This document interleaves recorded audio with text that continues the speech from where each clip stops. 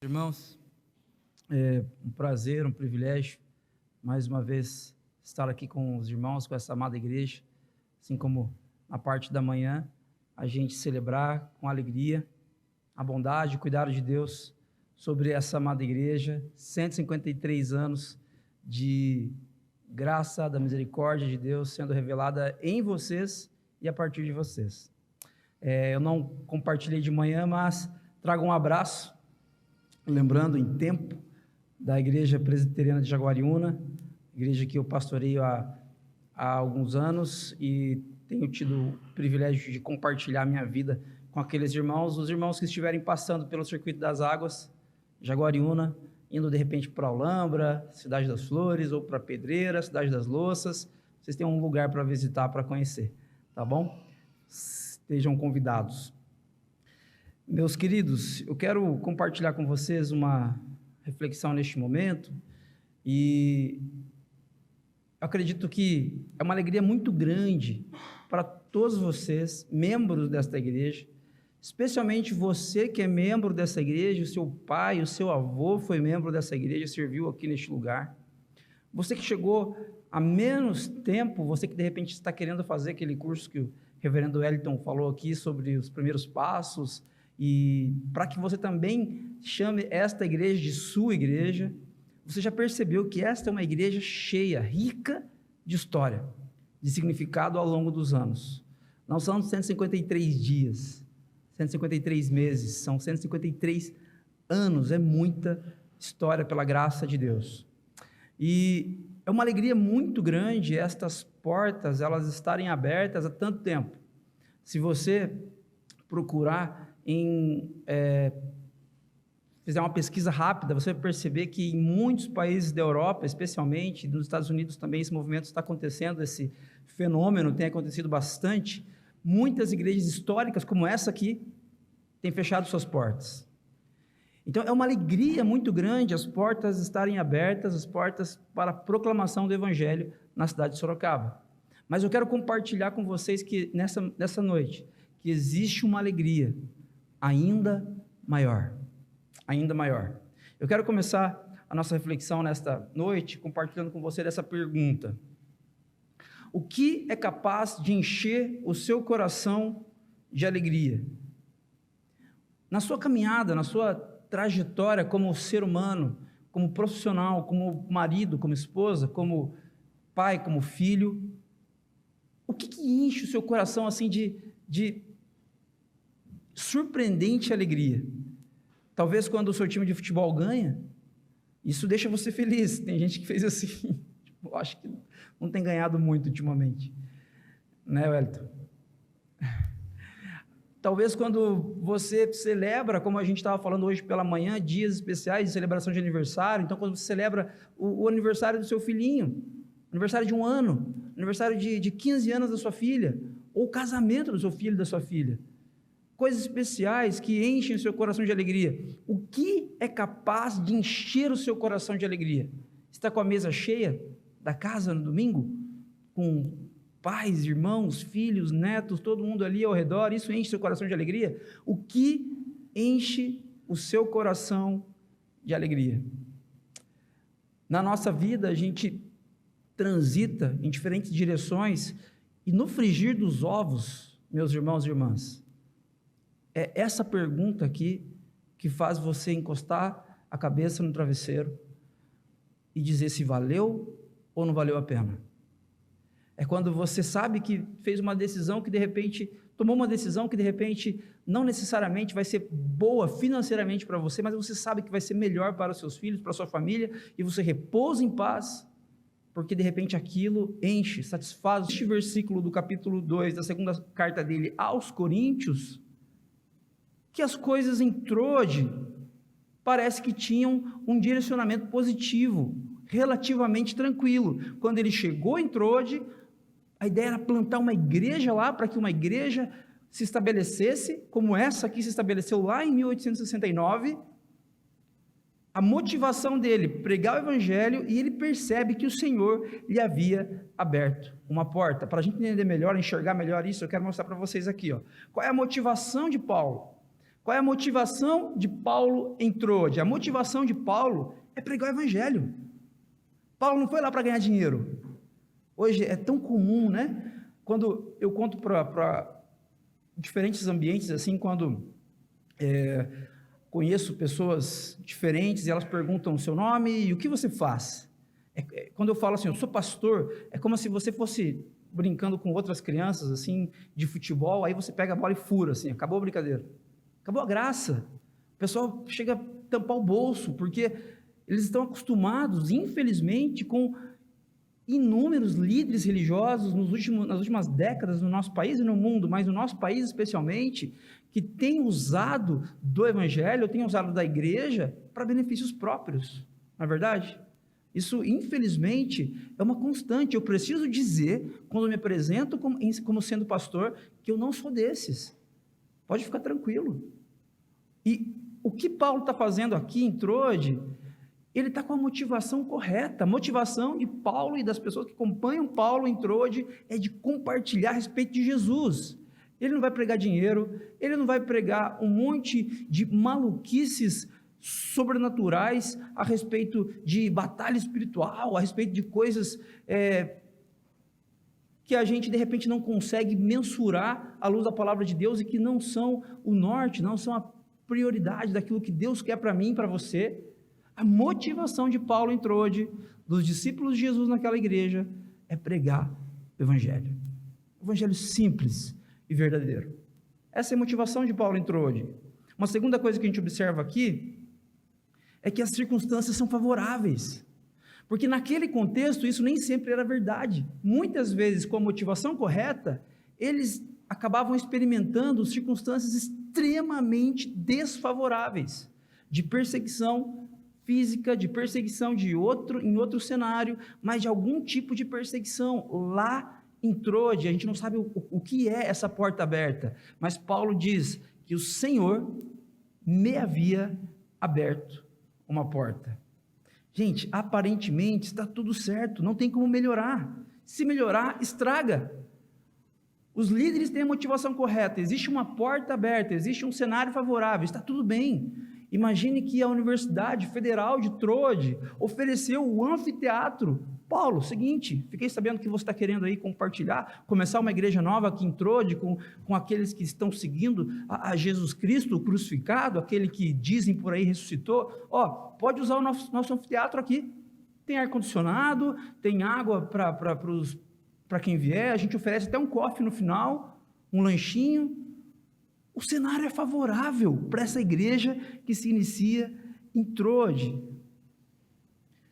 A igreja evangélica brasileira, se a gente for generalizar aqui, essa igreja que foi afetada grandemente por essa teologia da prosperidade, esse movimento que envergonha muitas vezes igrejas sérias como essa aqui, esse movimento teria olhado para esse ambiente em Troade e dito, é aqui, é isso, é aqui que a gente vai fincar nossas raízes, é aqui a gente vai ter comodidade, reconhecimento da sociedade, a gente vai ter regalias, não seremos perseguidos, o mercado gospel vai se dar muito bem aqui em Troade.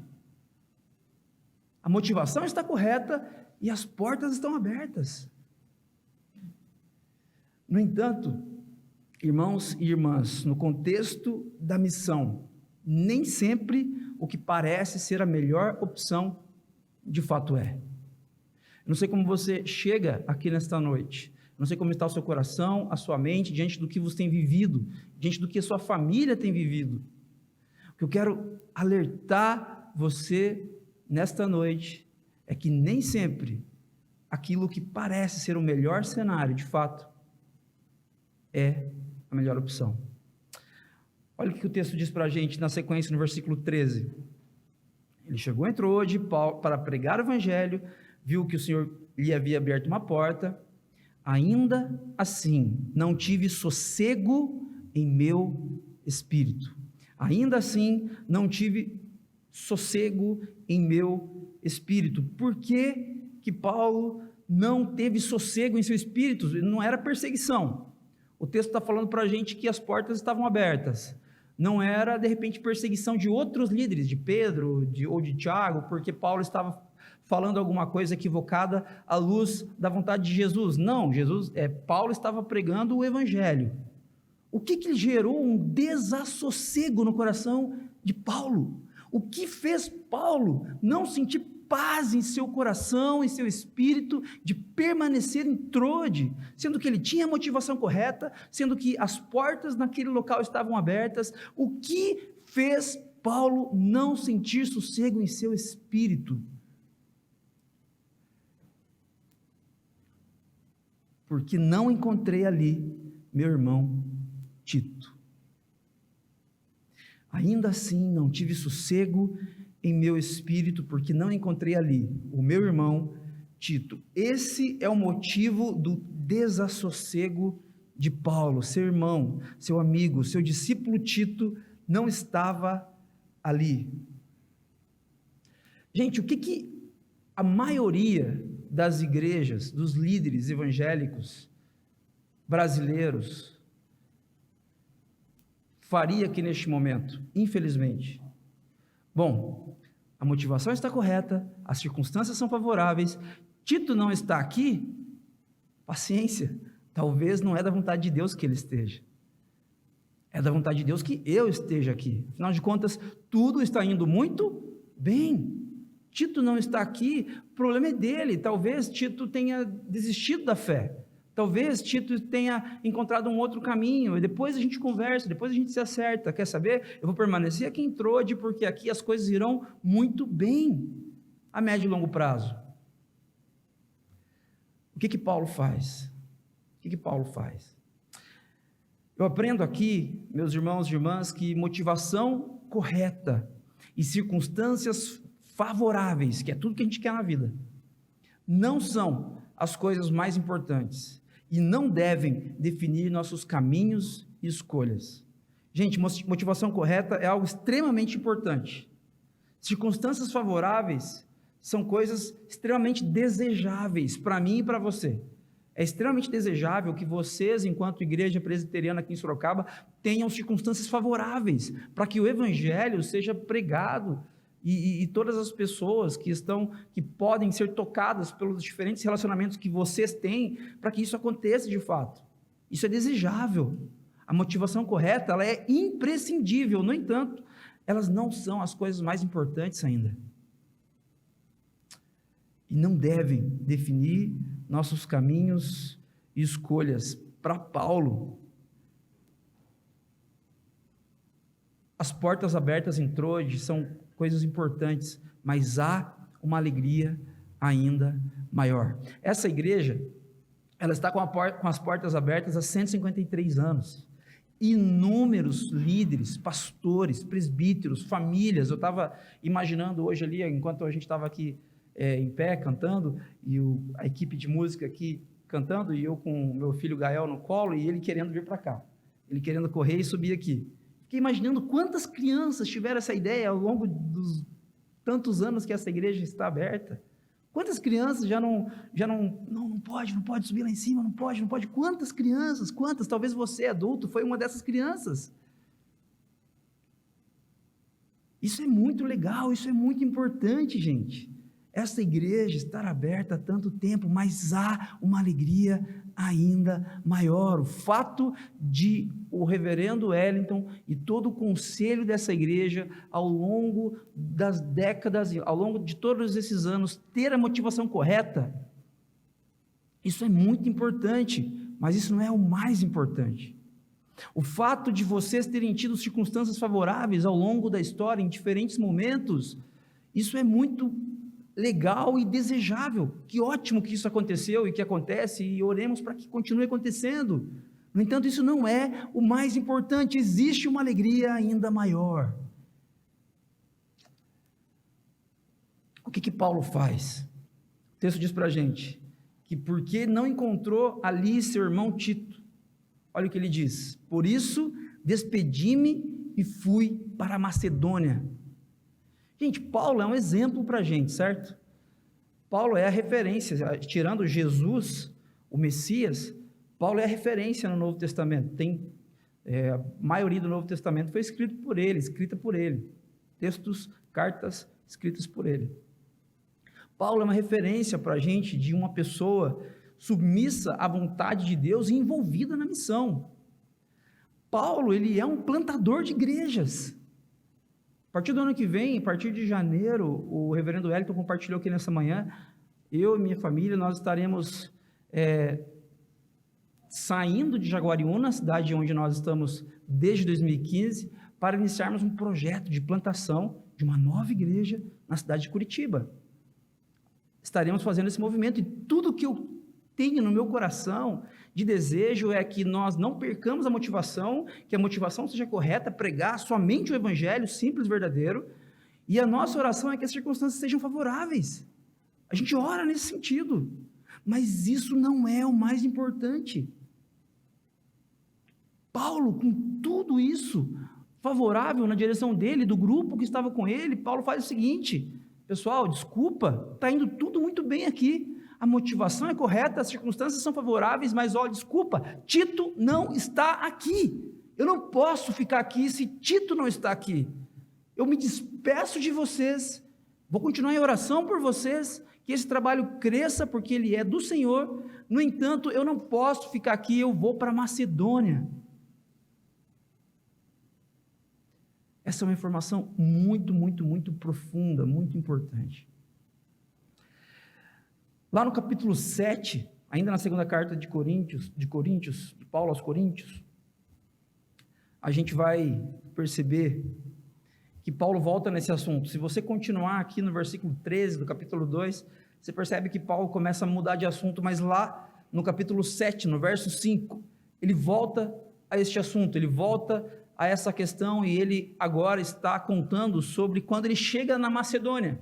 Então ele já ficou em Troade, as coisas lá estavam favoráveis, ele percebeu a ausência de Tito, ele sai de Troade e vai para Macedônia. Lá no capítulo 7, verso 5, ele volta a falar sobre isso.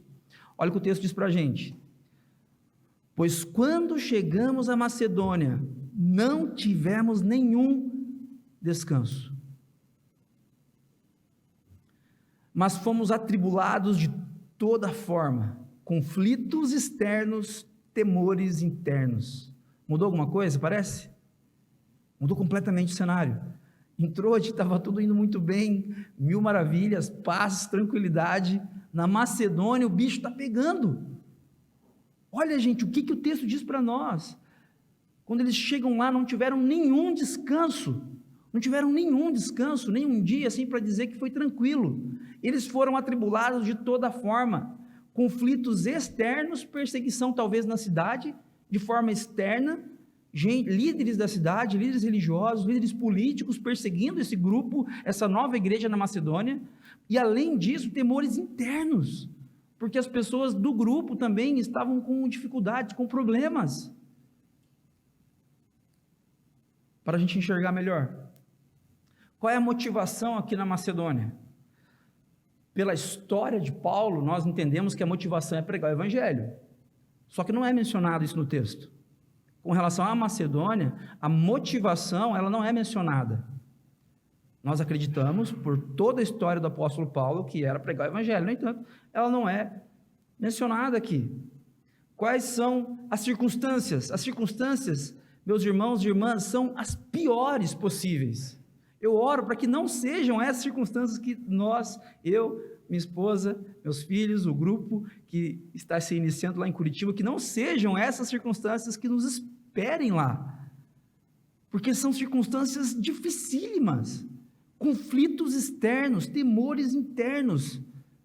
Aí eu pergunto para você, essa igreja brasileira, que quer tudo fácil, que quer dinheiro, que quer ostentar, que quer aparecer, que quer apenas os milagres de Deus e não necessariamente Deus, o que ela faria aqui na Macedônia? Ela daria no pé. Ela daria no pé, porque não é de Deus ficar aqui. Eu acho que Deus está mandando a gente voltar para Troade. Eu acho que Deus está mandando a gente ir para um outro lugar mais tranquilo. Aqui na Macedônia está muito complicado. Eu acho que não é da vontade de Deus que a gente fique aqui. A igreja brasileira que quer facilidade, ela sairia da Macedônia. Agora, quando a gente olha para essa igreja presbiteriana de Sorocaba, esses 153 anos de muitas coisas boas. E em dias especiais, em meses especiais como este, a gente celebra as coisas boas, certo? Mas, gente, com certeza essa igreja viveu inúmeros momentos dificílimos. Dificuldades entre famílias. Dificuldades assim, a ponto de fazer as pessoas questionarem: será que é de Deus? Será que vale a pena a gente continuar? Coisas terríveis devem ter acontecido lá nos primeiros anos, nas primeiras décadas. Mas uma coisa que eu aprendo, com base aqui nesse texto, com base na história desta amada igreja, é que no contexto da missão, circunstâncias desfavoráveis são terreno fértil para a ação poderosa de Deus. No contexto da missão, as circunstâncias desfavoráveis, elas não são um problema, elas são fertilidade, elas são um terreno fértil para a ação milagrosa, sobrenatural do Senhor da história. E aqui nesse texto nós percebemos que na Macedônia, Paulo e os discípulos de Jesus que estão com ele, eles não têm facilidade ali. As portas não estão abertas, pelo contrário, estão cerradas, estão trancadas a 7 chaves. Os dias são difíceis na Macedônia. Mas no contexto da missão, circunstâncias desfavoráveis são terreno fértil para a ação poderosa de Deus. Para a ação poderosa de Deus. Vivemos dias difíceis, meus irmãos e irmãs. Polarização política, relativismo a respeito de todos os assuntos, discussões a respeito de princípios que para nós, discípulas de Jesus, são inegociáveis. E nesse contexto, muitos discípulos de Jesus, eles têm dado um passo para trás. Desculpa, Carlos, a gente não discute, né, política, a gente não discute time de futebol e a gente não discute religião. É complicado, né? A gente entra em alguns assuntos e esses assuntos são complicados. Às vezes o meu amigo lá na faculdade deixa de falar comigo, a pessoa que trabalha comigo de repente não vai entender. Então assim, eu prefiro não entrar nesse assunto. Vivemos dias difíceis mesmo, realmente vivemos tempos caóticos, e a internet, a velocidade da informação, toda hora você está atualizado aí a respeito do que aconteceu no mundo nos últimos 60 minutos, se você entrar agora no G1 aí, você vai ter inúmeras informações, em sites de notícia, você vai ter inúmeras informações a respeito de tudo que está acontecendo no mundo. Agora, os tempos são difíceis, isso é verdade, mas os tempos difíceis, as circunstâncias desfavoráveis, são terreno fértil para a missão, porque Deus ainda quer fazer em vocês, e a partir de vocês, Igreja Presbiteriana de Sorocaba, Deus quer fazer infinitamente mais. Olha o que o texto diz para a gente a partir do verso 6. Deus, porém, que consola os abatidos, consolou-nos com a chegada de Tito. Olha que interessante, eles estão em Troade, tudo está indo muito bem, as portas abertas, Tito não está lá. Paulo não tem sossego em seu espírito, então ele sai de Troade e vai para Macedônia. Ele chega na Macedônia, lá está o caos, tiro, pancadaria, está tudo dando errado lá, conflitos externos, temores internos, porém Deus que consola os abatidos, e Paulo está se inserindo aqui. Nós que estamos aqui na Macedônia, discípulos e discípulas de Jesus, estamos abatidos, isso é verdade, nós estamos mal, nós estamos tristes, nós estamos sofrendo, os dias não estão fáceis, mas Deus nos consolou. Como que Deus consolou? Uma oferta generosa? Uma família rica da Macedônia decidiu dar $1 milhão para a missão na Macedônia. É assim que Deus consolou a Paulo e a igreja na Macedônia? Com as portas abertas, olha, vocês podem pregar aqui, não vamos mais perseguir vocês, então vocês podem pregar aqui na Universidade Federal da Macedônia, o anfiteatro está aqui, vocês podem usar à vontade, quanto tempo vocês quiserem. Foi assim que Deus consolou a Paulo e aos discípulos de Jesus na Macedônia? Não, Deus consolou a Paulo e aos discípulos de Jesus naquele local difícil, a partir da chegada de Tito. A partir da chegada de Tito. O que aconteceu quando Tito chegou? O que será que eles ficaram fazendo? Será que eles conversaram bastante? Foram orar juntos? O que será que eles fizeram? Versículo 7 diz que o que eles fizeram são coisas muito simples. Olha o que Paulo diz, ele nos falou da saudade, ele nos falou da tristeza, e ele nos falou da preocupação de vocês por mim. Gente, sabe o que é isso? É uma conversa de amigos. Sabe quando você se encontra com um amigo querido, há muito tempo você não vê, não vão conversar só sobre coisas boas, vocês vão conversar sobre saudade, vocês vão conversar sobre tristezas daqueles que estavam ou não estão mais presentes, vocês vão conversar sobre preocupações.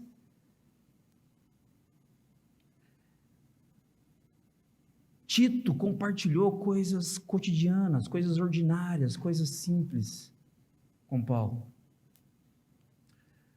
E olha, gente, o que isso significa para Paulo. A primeira alegria aqui nesse texto é o fato de Deus consolar a Paulo e aos discípulos e discípulas de Jesus na Macedônia com a chegada de Tito. Mas olha o que o texto diz, que ele nos falou da saudade, da tristeza, da preocupação de vocês por mim, de modo que a minha alegria se tornou ainda maior, ainda maior. Eu quero fazer uma pergunta para você nessa noite. Você que é membro dessa igreja há muitos anos, você que é discípula de Jesus vindo de outra comunidade cristã, está aqui há pouco tempo talvez, eu quero que você perceba ausências aqui neste momento, porque perceber a presença é muito bom, a gente falou disso de manhã. Celebrarmos momentos importantes é um convite para olharmos para as pessoas de uma forma mais especial. Mas eu quero que você olhe neste momento de uma forma diferente, você perceba ausências aqui. A motivação, gente, dessa igreja continua correta. Pregar o Evangelho, a história a respeito de Jesus, que morreu na cruz, ressuscitou 3 dias depois e tornou o reino de Deus possível, presente para mim e para você. Essa mensagem que vai ser pregada aqui, vez após vez, não tenho dúvida disso. É essa mensagem que manteve esse lugar aberto por tanto tempo. As circunstâncias serão favoráveis. É uma igreja relevante no cenário de Sorocaba. É uma igreja conhecida. É uma igreja conhecida por inúmeras famílias aqui da cidade, mesmo pessoas que nunca pisaram aqui dentro. Mas a pergunta que eu faço para você hoje, onde estão os Titos? Que em função da ausência deles, o nosso coração acaba ficando desassossegado. Onde estão os Titos que andavam com a gente, deveriam estar sentados aqui, mas não estão aqui nessa noite por um ou outro motivo, porque se decepcionaram com lideranças, se decepcionaram com pessoas aqui da igreja, ou por problemas externos, acabaram deixando e desanimando na caminhada. Onde estão os Titos? Eu quero desafiar você nessa noite a celebrar de dentro para fora. É muito bom celebrar, é muito bom ter um olhar especial a respeito daquilo que Deus está fazendo em nossa história, mas à luz dessa palavra, há uma alegria ainda maior, há uma alegria ainda maior do que simplesmente celebrar mais um ano de aniversário. Essa alegria é trazer de volta os Titos, e gerar um problemão para o conselho dessa igreja a respeito de espaço. Onde estão os Titos? Uma igreja que fica por tanto tempo aberta, ela é milagrosamente abençoada e a gente celebra isso de uma forma muito especial. Mas ao mesmo tempo, muitas pessoas entraram aqui, se tornaram membros, fizeram os primeiros passos e infelizmente não estão aqui mais. E eu não quero jogar um peso para vocês, pelo contrário, eu quero convidar vocês a gente desfrutar, a gente recomeçar uma caminhada em busca dessa alegria ainda maior, quando os Titos estiverem presentes de novo, falando o quê? Falando sobre saudade, falando sobre tristeza, falando sobre preocupações, mas juntos de nós.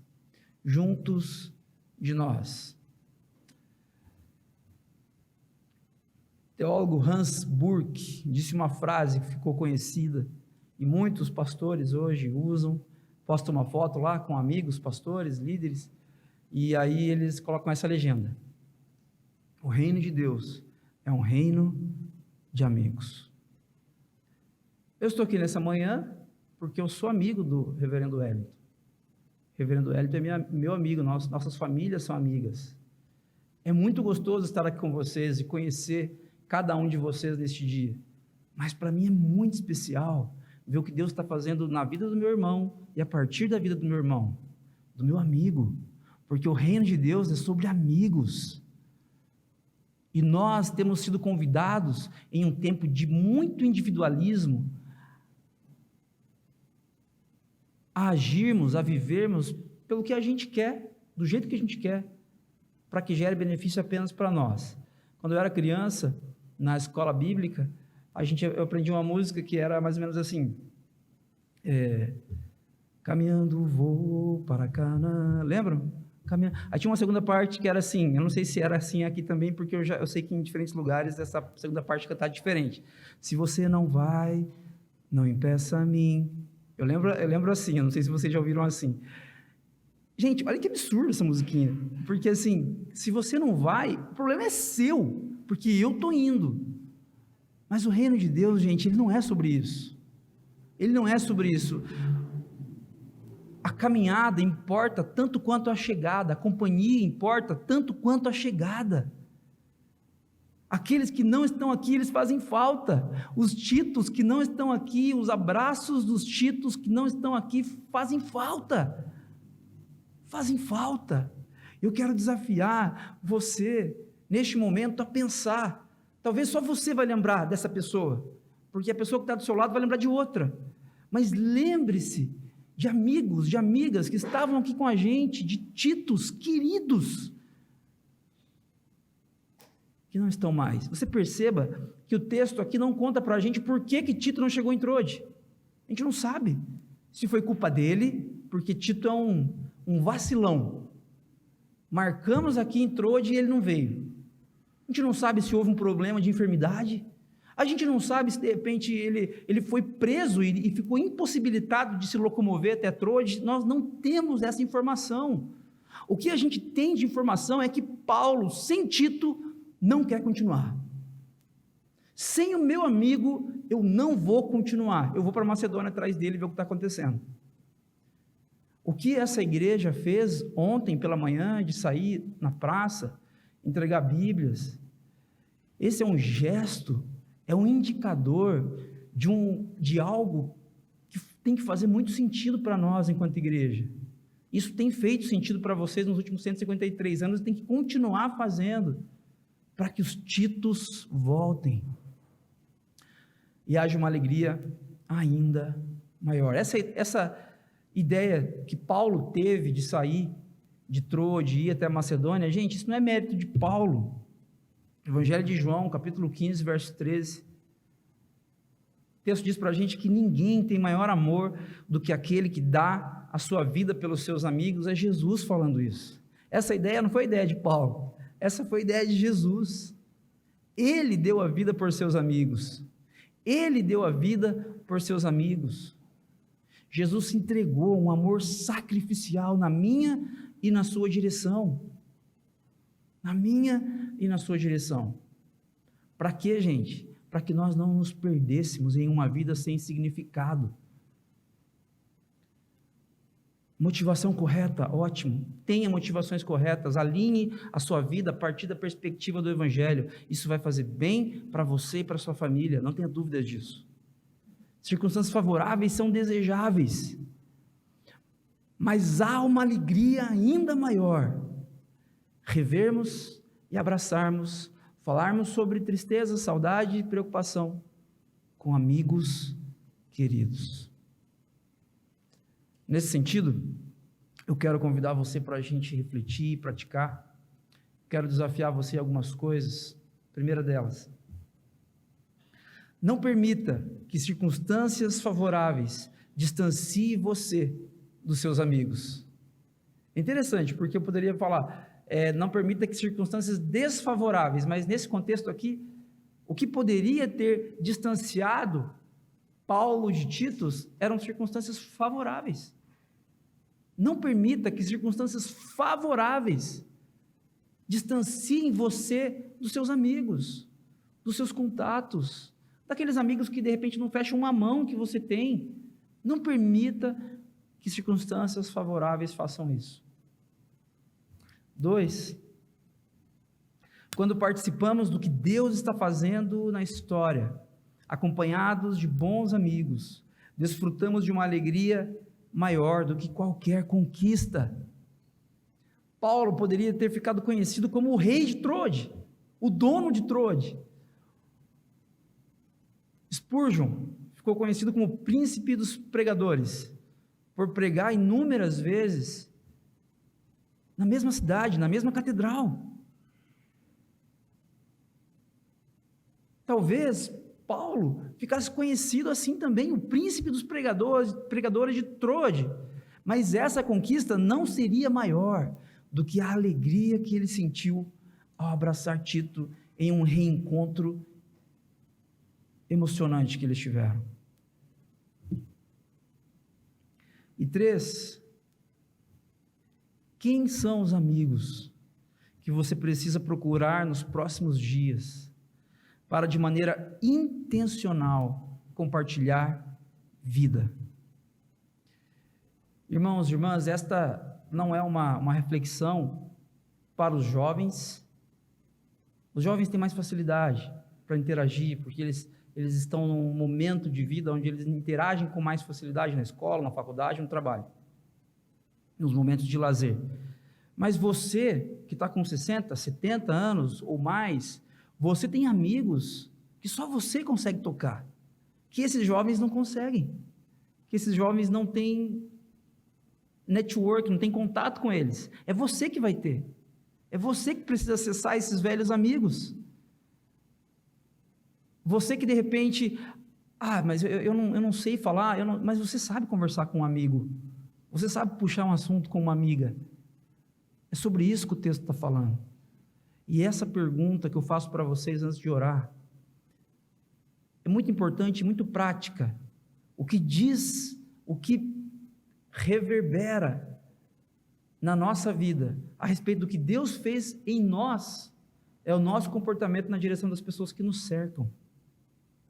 Se Deus tem transformado a sua vida, se Deus tem sido gracioso na sua história, e você como parte dessa comunidade tem visto isso ao longo dos anos, eu quero desafiar você a pensar em algumas pessoas, talvez uma pessoa que venha à sua mente neste momento, mas para que de maneira intencional, você de repente marque um café, convide essa pessoa para comer uma pizza, para comer um churrasquinho, ou para, sei lá, correr junto, para se encontrar em algum lugar, para de maneira intencional, falar de quê? Falar da igreja? Não necessariamente. Falar de saudade, falar de tristeza, falar de preocupações, porque amigos compartilham vida real, mas não deixe os títulos para lá. Paulo não deixou. Eu tenho certeza que Deus nessa noite quer de mim e de você, que nós saiamos daqui de maneira intencional na direção dos títulos. Amém? Quero convidar você a fechar os seus olhos, gostaria de orar com você. Deus de graça, obrigado por sua palavra, obrigado porque este ensinamento, a partir da vida de Paulo, de Tito, ele é transformador, mas obrigado acima de tudo porque o Senhor Jesus entregou a sua vida em favor de seus amigos. Obrigado, Jesus, porque quando nós não éramos seus amigos, obrigado, Jesus, porque quando nós éramos seus inimigos, o Senhor nos amou de forma sacrificial, nos convidando a nos assentar em uma mesa incrível. Obrigado, Senhor, porque isso é graça, não tem a ver com merecimento, não tem a ver com crédito da nossa parte. Obrigado, Deus, que o Senhor gere em nossos corações esse mesmo desejo, essa mesma ação na direção dos títulos que estão por aí. Faz isso, Pai, em nome e por amor de Jesus. Amém. Amém. Senhor, nós queremos agradecer, Pai, por tudo que o Senhor fez na história da Igreja Presbiteriana de Sorocaba. Nós olhamos para trás e o nosso coração se alegra porque a tua boa mão esteve sobre nós, ó Deus. Nós olhamos para o futuro, Senhor, e o nosso coração se enche de esperança, porque sabemos que o Senhor está cuidando de todas as coisas, que nenhum dos teus planos pode ser frustrado. Louvado seja o nome do Senhor, ó Pai. Nós te agradecemos por cada irmão, irmã, homem e mulher, jovem, criança, adulto, velho. E pedimos a Deus que a profecia do profeta recaia sobre nós. Que os nossos jovens tenham visões e os nossos velhos sonhem, Pai. Que o Espírito Santo seja derramado na nossa história, no nosso futuro. E essa igreja seja um sinal de esperança, Deus, na cidade de Sorocaba. Nós te agradecemos, Senhor. Em nome de Jesus. Amém.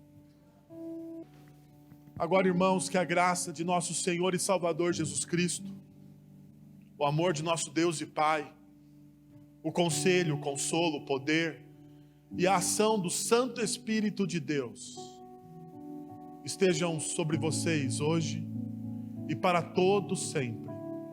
Amém.